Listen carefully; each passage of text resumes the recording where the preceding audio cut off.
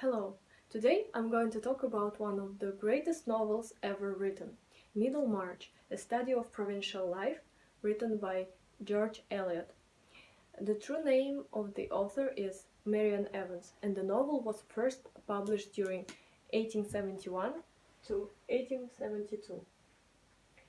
And because the novel is the study of provincial life, of course there is a person who wants to live this provincial life, and this character is Rosamond Vincy.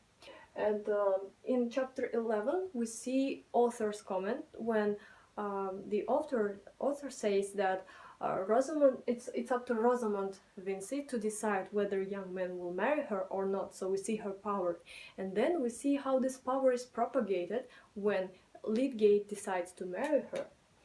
And we also notice her envy when she looks at Brooks, who occupied the position dedicated for aristocracy.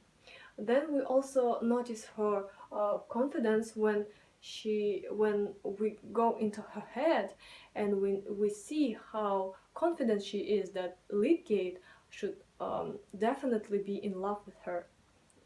Then we also see her egoism when the author compares her personality with candle, and concentric circles portray the events that surround Rosamond. And only in chapter 81 we see when Dorothea comes to Rosamond, we see the emergence of compassion, of sympathy for another person, when Rosamond at last starts to understand the feelings of another person. Because the unfolding of characters plays an important role in George Eliot's novel, we see a lot of portrayals of psychology. And when we compared the psychology in Middlemarch, we notice some similarities with Pride and Prejudice, pre-indirect discourse, with Crime and Punishment's dialogical way of exchanging of opinions, and of course author's commentary as a source of character psychology. And when we have a look to Mary Garth as an example of psychology, we notice some important features about her personality. First of all, she has a strong opinion. She does not overestimate herself as a Rosamond Vincy, and she seems to be a rational person. And we also learn that she has strong principles when she refuses to burn a will when Mr. Featherstone asks her to do that. And we see her attitude towards Fred, but we are not sure what she feels towards him. Does she like him?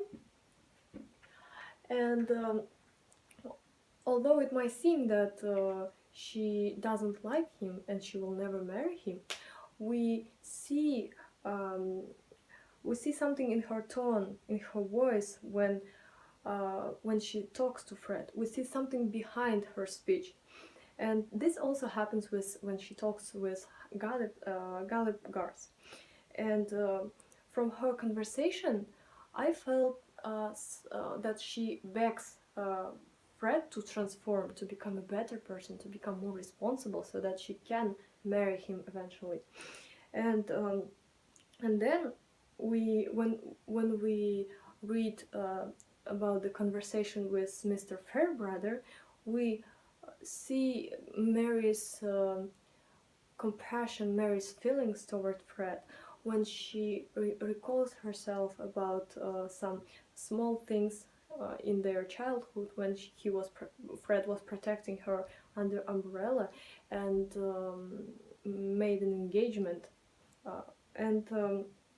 Also she says that Fred will not be happy without her, which shows her feelings towards Fred and her sympathy towards him. If we compare English original and Russian translation of the novel, we notice the differences in syntax and semantics of sentences.